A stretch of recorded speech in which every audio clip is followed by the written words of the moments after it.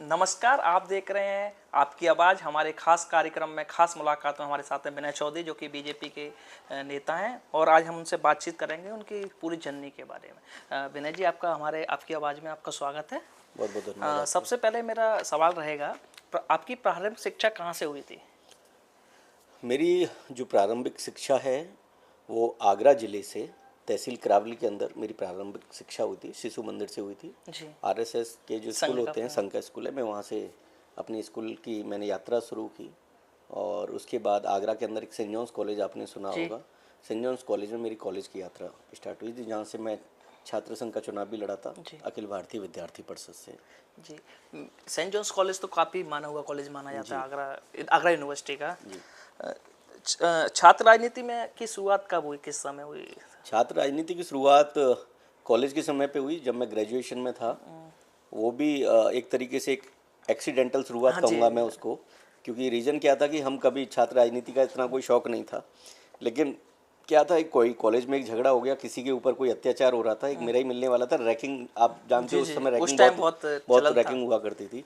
तो कोई एक बाहर के लोग थे, वो रैकिंग ले रहे थे एक लड़के की। तो जब मैं देख रहा था कि उसकी रैकिंग, तो मैंने कहीं ना कहीं मैं रोकने पहुंच गया, तो वहाँ झगड़ा हुआ। वो झगड़ा तब्दील होकर मेरे में हो गया। तो सामने जो लोग रैकिंग ले रहे थे उसके झगड़े मेरे से हो गए। और वो लोग जब पता चला कि वो लोग इस तरह की गुंडा प्रवृत्ति के लोग थे कि उनके पास हथियार तक वो मौजूद थे, और उन्होंने एक स्टेट फायर भी किया था मेरे ऊपर उस झगड़े में। तो मैं बाल बाल बचा था। मैं फिर अपने टीचर्स के पास भागा दौड़ा, उन्होंने बचाया, तब जाके चीज़ें बढ़ी। तो उन्होंने ये कौन था, किसके साथ झगड़ा हुआ, वो एक ऐसा रूप बन गया कि लोगों के बीच में ये चला गया कि वो अगला बंदा किसी ना किसी की मदद करने आ गया है। तो मेरे लोगों ने कहा नहीं यार विनय जी, आपको चुनाव भी लड़ना चाहिए। चीज़ें आगे बढ़ती गई और मैं चुनाव लड़ गया, और मैं वहाँ से प्रेसिडेंट का चुनाव जीता था। कौन से सन की बात? 2007 की बात है। 2007 की। सेंट जॉन्स कॉलेज आप चुनाव जीते जी। और किस पार्टी, मतलब जैसे छात्र संगठन होते हैं, अखिल भारतीय विद्यार्थी परिषद एबीवीपी से चुनाव लड़ा। ऐसा क्या कारण था कि आपने एबीवीपी को ही चुना, क्योंकि बहुत सारे संगठन चलते हैं? रीजन क्या था, अखिल भारतीय विद्यार्थी परिषद, क्योंकि हम लोग प्रारंभिक शिक्षा हमारी शिशु मंदिर से थी।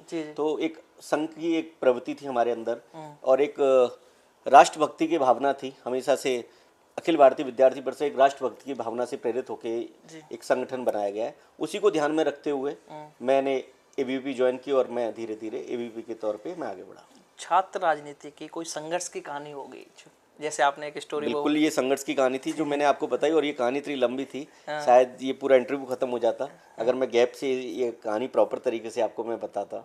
क्योंकि जिस तरीके से झगड़ा हुआ, फिर उसके बाद लोग आ गए, उन्होंने फिर बचाया किया, पूरा दिन उसमें गया। फिर प्रिंसिपल आए, वो सब देखा कि किसने क्या मारपीट की, कौन बचाने का काम कर रहा था, कौन सुलझाने का काम कर रहा था।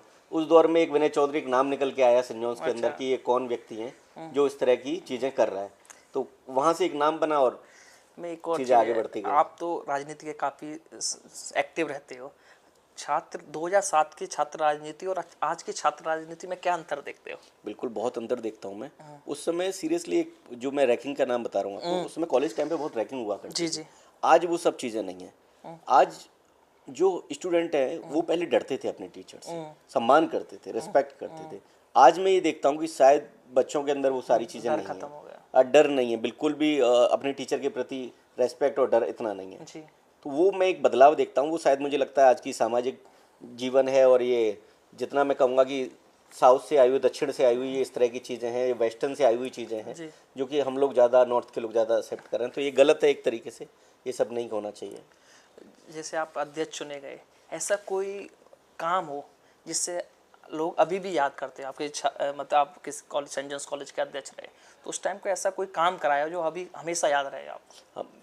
एक समय ऐसा था जो कि मैंने एक मुहिम चालू की थी। क्या था, हमारे कॉलेज के अंदर हमारे प्रिंसिपल ने ड्रेस कोड लागू कर दिया था। तो जो कि सब लोग ड्रेस अपना, ये कुछ ब्राउन कलर का ही था, मैरून कलर का, सॉरी, मैरून कलर की ड्रेस थी, सेंट जॉन्स की हुआ करती थी।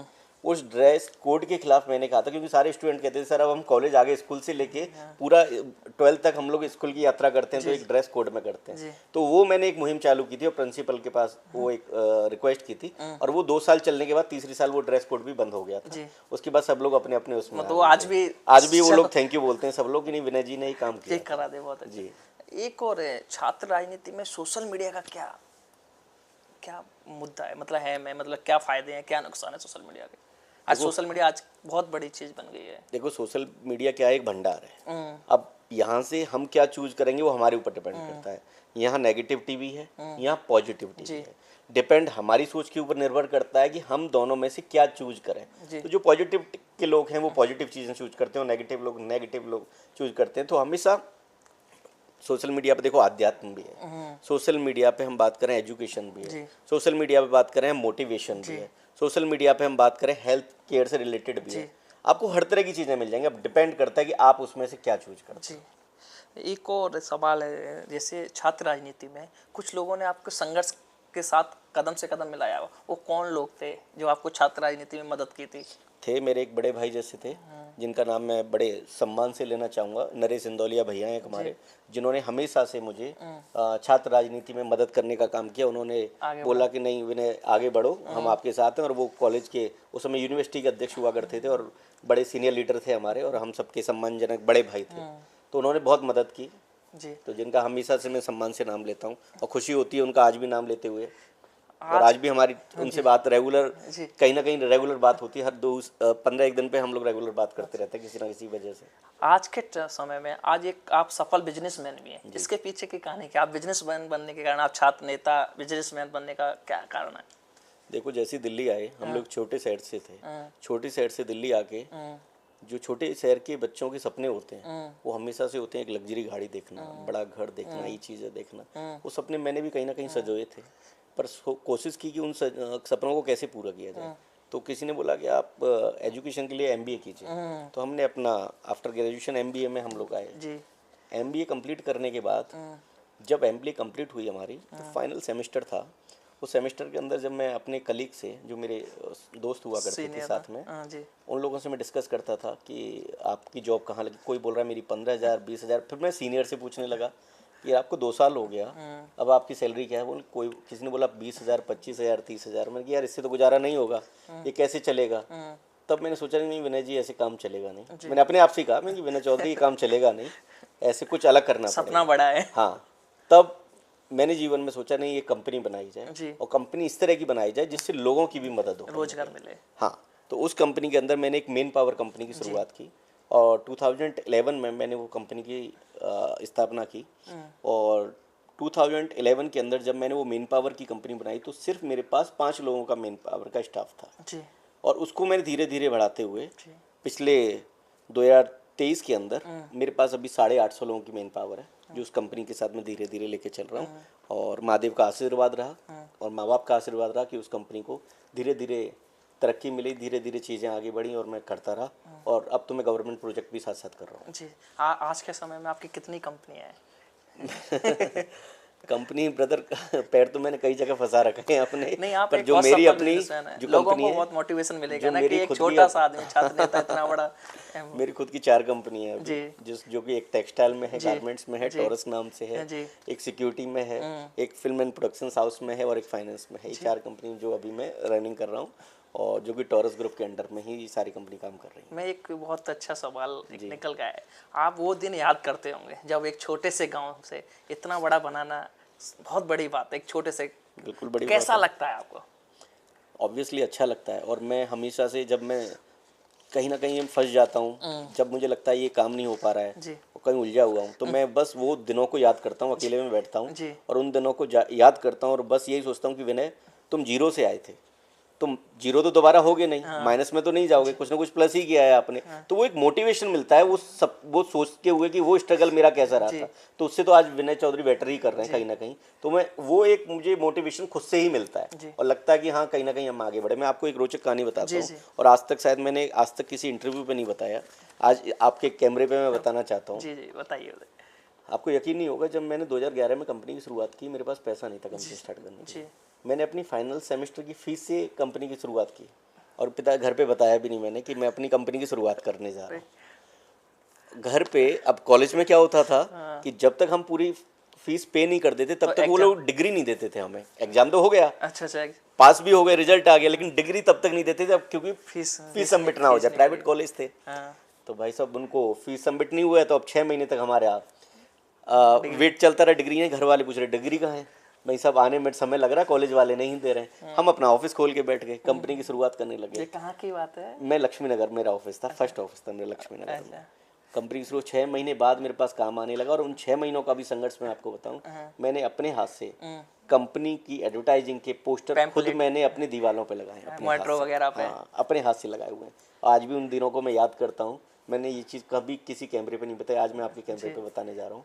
ये सब मैंने किया अपने एक प्रिंट जो होते हैं ना, 1-1 रुपए के प्रिंट आते थे, जी जी, वो प्रिंट A4 आउट कराए, साइज, A4 साइज, वो प्रिंट आउट कराए, रखे, रात को निकलता था अपनी स्कूटी लेके, 2 व्हीलर रहता था मेरे पास, उसको लेके मैं जगह जगह जाके चिपका के आता था। ये आपने इसने संघर्ष की कहानी को आपने अब राजनीति में कैसे आए दिल्ली में? राजनीति के अंदर राजनीति की शुरुआत तो कैसे? क्या था, जैसे दिल्ली आए हम, कॉलेज भी कंप्लीट हुआ, जी। और छात्र राजनीति से मैं निकला ही हुआ था, जी, जी। यूपी से, और एक भावना हमेशा से रहती थी कीड़ा कि होता, देशभक्ति कीड़ा की शब्द भावना। बोलते हैं राजनीति, हाँ, जिसको एक बार लग गया वो हाँ, खत्म नहीं होता। वो नहीं होता, और वो सब था कहीं ना कहीं बिजनेस के साथ साथ मेरे को राजनीति का एक कीड़ा रहता ही जी, था। जी। तो 2014 के अंदर जैसे प्रधानमंत्री मोदी जी का उदय गुजरात की राजनीति से देश की राजनीति में हो रहा था, जी। वो हमें भी प्रेरित कर रहा था। तो हमने सोचा कि फिर से क्यों ना राजनीति में एक्टिव हुआ जाए। तो मैं जिला केशवपुरम था, मेरा एक घर आदर्श नगर में है दिल्ली के अंदर, जी। वहाँ जिला केशवपुरम होता है।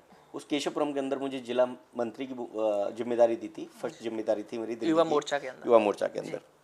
फिर मेरी राजनीति की शुरुआत हुई। उसके बाद तो धीरे धीरे हम बढ़ते गए, और आज राष्ट्रीय टीम में काम कर रहे हैं। हाँ, राष्ट्रीय टीम में काम कर रहे हैं। कैसा लगता है एक छोटा सा जिला उपाध्यक्ष युवा मोर्चा का राष्ट्रीय कार्यकारिणी में का ऑब्वियसली सफर? अच्छा लगता है, काफी लंबा संघर्ष रहा होगा। बिल्कुल लगता है, और ये संघर्ष रहा लगभग 10 सालों का संघर्ष है। 2014 में एंट्री किया था बीजेपी के अंदर, और आज 2000 आपने उस टाइम एंट्री की थी जब मोदी जी का उदय हो रहा था। आज तीसरी बार मोदी जी ने शपथ ली है।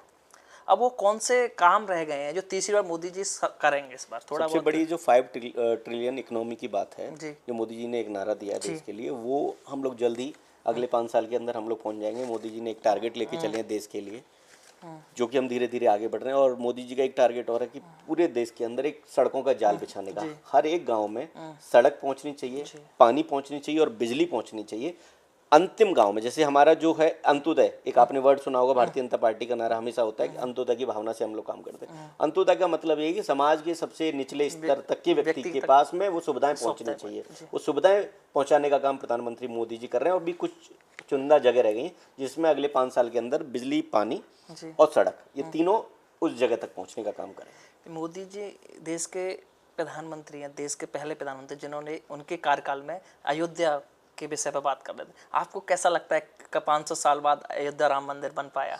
बिल्कुल। कैसा प्रतीत होता है? देखो, हमारे ऊपर आरोप लगाए जाते थे जी। कांग्रेस वाले हमारे ऊपर, हम लोग एक नारा देते थे कि रामलला हम आएंगे, मंदिर वहीं बनाएंगे। पूछते थे, पर कांग्रेस वाले हमेशा से हमसे पूछते थे कि रामलला हम आएंगे, मंदिर वहीं बनाएंगे, लेकिन तारीख नहीं बताएंगे। ये हमसे आरोप लगाए जाते थे नारा चलता कि तारीख नहीं बताएंगे। लेकिन मैं आज इस कैमरे के माध्यम से डंके की चोट पे कहना चाहता हूँ कि मंदिर भी वहीं बनाया है, अयोध्या के अंदर मंदिर बनाया। और प्रधानमंत्री मोदी जी ने प्रथम पूजा मोदी जी के हाथ से हुई है, माननीय मोहन भागवत जी के हाथ से हुई है। और हम सबका सौभाग्य है कि मंदिर की स्थापना पूरे सम्मान के साथ हो चुकी है। जी, हमारे समय में हुई, बिल्कुल। हमारे जीवन, हम लोग एक सौभाग्यशाली बोलेंगे हम अपनी पीढ़ी को कि ये सब हमने अपने आंखों से देखा है। क्योंकि जो संघर्ष पार्टी ने किया, 500 साल का संघर्ष था, कितने लोगों ने अपनी प्राण की आहुति दी इस राम मंदिर को बनाने के लिए। आज उस राम मंदिर की स्थापना हो चुकी है, और हम सब लोग वहाँ विजिट करके आ चुके हैं। तो बड़ी खुशी होती है। इस बार ऐसा क्या होने वाला है? जैसे जन्मभूमि का भी चल रहा है। बिल्कुल, कुछ भी हो सकता है। मोदी जी कुछ भी अपने पॉइंट्स सामने नहीं लेके आते, वो उनके कुछ ना कुछ उनके दिमाग में रहता है, और जरूर कुछ ना कुछ आपको कुछ ऐसा ही मिलेगा समाज को देखते हुए, देश को देखते हुए। आप यूपी की राजनीति में भी एक्टिव रहते हो जी। अब मैं यूपी की राजनीति के बारे में बात करूंगा। अभी लोकसभा चुनाव हुए 2024 के, उसमें ऐसा क्या कारण रहा कि बीजेपी की सीटें कम हुई?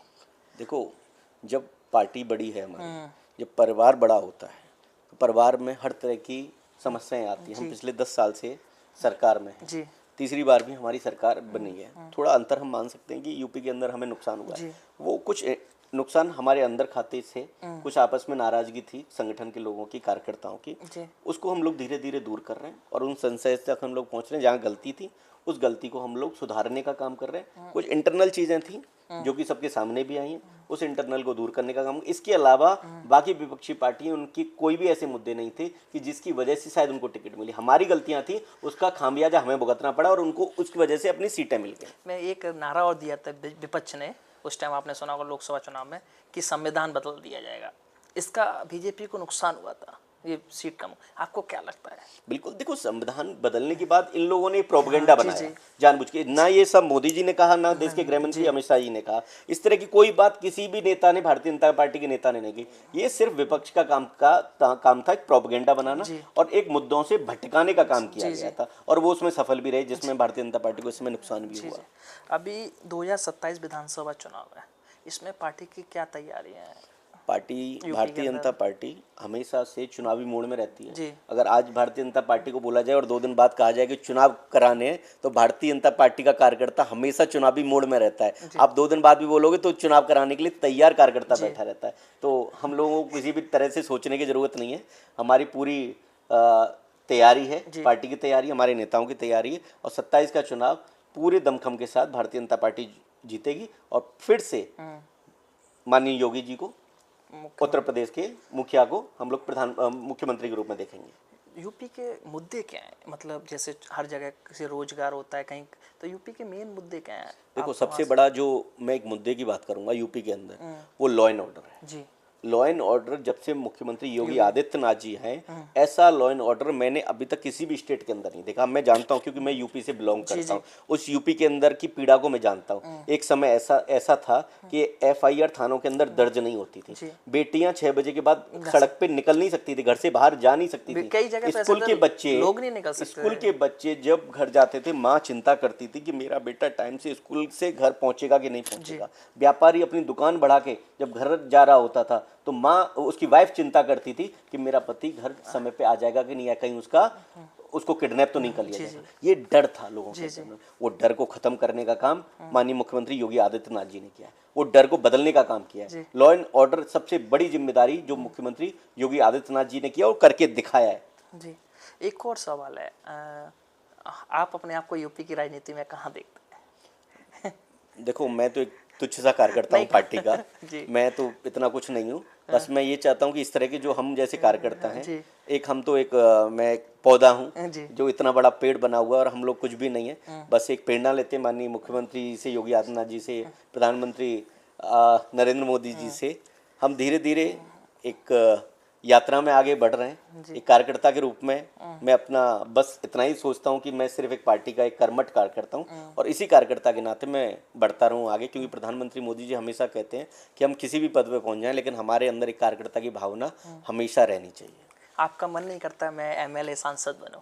देखो, कोई भी व्यक्ति अगर राजनीति कर रहा होता है, ये सामाजिक काम कर रहा होता है, का। तो हर व्यक्ति का एक सपना होता है कि कहीं ना कहीं संगठन की राजनीति से लेके मेन स्ट्रीम की राजनीति में आना। हर एक व्यक्ति चाहता है सांसद विधायक बने, क्योंकि सांसद विधायक बनेगा तो वो अपने लोगों की, समाज की और अच्छी सेवा कर सकता है और अच्छी मदद कर सकता है। हर एक व्यक्ति चाहता है कि मैं अगर राजनीति कर रहा है तो वो संवैधानिक पद पर भी पहुंच के राजनीति कर सके, वो सांसद विधायक बन के भी लोगों की सेवा कर सके। तो ऑब्वियसली कहीं ना कहीं हम भी चाहते हैं। मैं भी चाहूंगा कि मेरा अगला इंटरव्यू आप विधानसभा में कि मैं पहुंचे। मेरा एक लास्ट कुछ सवाल रहेगा जी।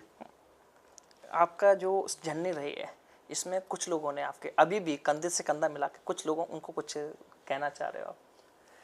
कुछ लोगों ने आपकी मदद करी होगी? बिल्कुल। आज भी बहुत लोग आपके साथ ही? हाँ, बिल्कुल मदद की है, और आगे भी मेरे साथ हैं। वो संघर्ष के समय से भी साथ हैं हमारे।